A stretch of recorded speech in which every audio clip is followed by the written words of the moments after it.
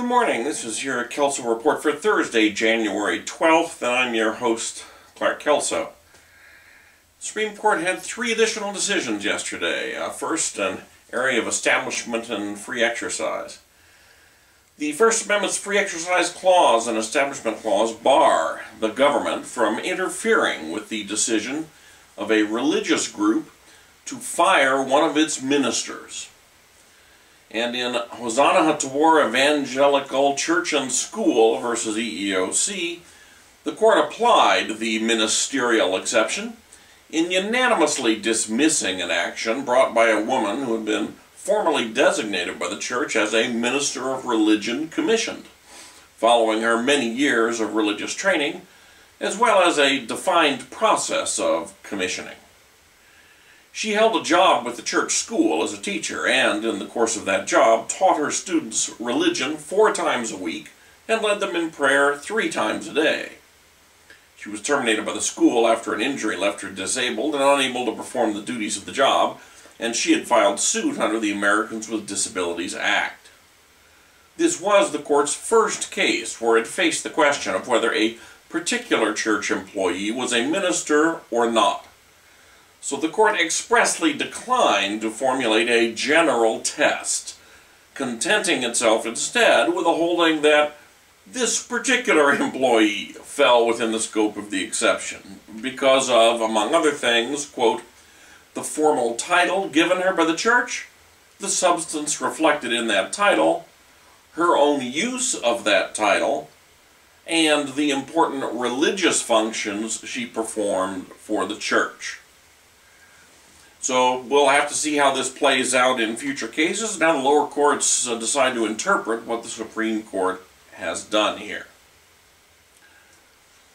Next, in the area of evidence law, for over 40 years the Supreme Court has interpreted the Due Process Clause as requiring that eyewitness identifications in criminal cases that are the result of police-arranged suggestive circumstances must undergo special judicial review regarding reliability before being presented to a jury.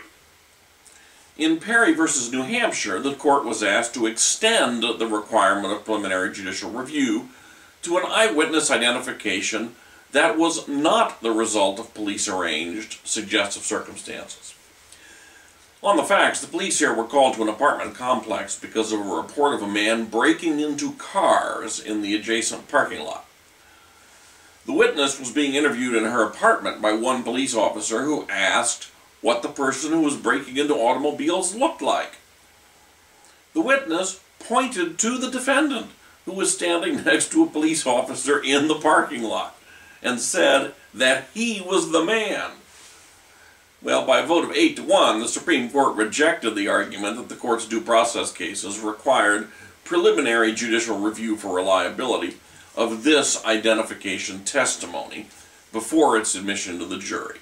According to the court, its earlier cases arose only in the context of police-arranged suggestive circumstances, and where the police did nothing to arrange any suggestive circumstances, as here, the due process rule simply did not apply. The third case from the Supreme Court involves a workers' comp issue. The Outer Continental Shelf Lands Act extends the federal workers' compensation scheme established in the Longshore and Harbor Workers' Compensation Act to injuries, quote, occurring as the result of operations conducted on the Outer Continental Shelf, close quote, for purpose of extracting natural resources from the shelf. In Pacific Operators Offshore versus Valladolid, the Supreme Court held that the workers' comp scheme could apply to an employee whose injury occurred on land, but who could establish a, quote, substantial nexus, close quote, between his injury and his employer's extractive operations on the Outer Continental Shelf. The plaintiff in the action was a roustabout who worked 98% of the time on the outer shelf, but who was injured during the 2% of the time he worked on shore, performing routine maintenance tasks at the defendant's onshore facility. Because the administrative law judge had applied a situs-based test, that is, whether the injury occurred on the outer shelf or not, the Supreme Court remanded for reconsideration in light of the proper substantial nexus legal standard. Next, we have a couple of decisions from the Ninth Circuit Court of Appeals.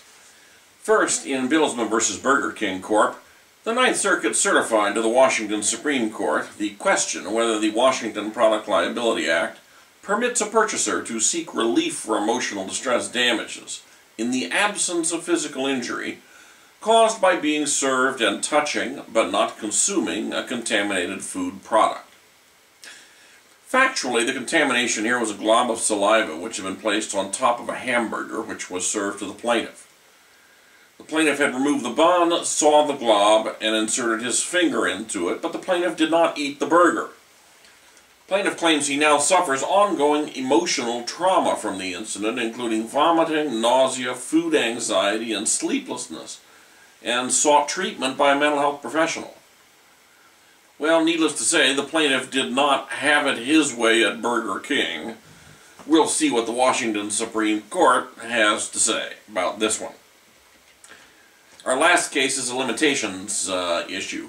In Bono v. Centennial School District, the Ninth Circuit held, consistent with controlling Supreme Court authority, that a state's residual limitations period applied to a civil rights claim under 42 U.S.C. section 1983.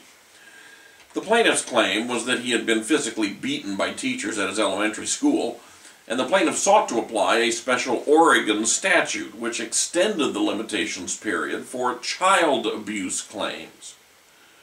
The Ninth Circuit rejected this argument and applied Oregon's 2-year residual limitations period. Since there was no valid basis for tolling the limitations period, the Ninth Circuit affirmed the dismissal of the plaintiff's claim. And that's it for today's Kelso Report. Have a great day in the law.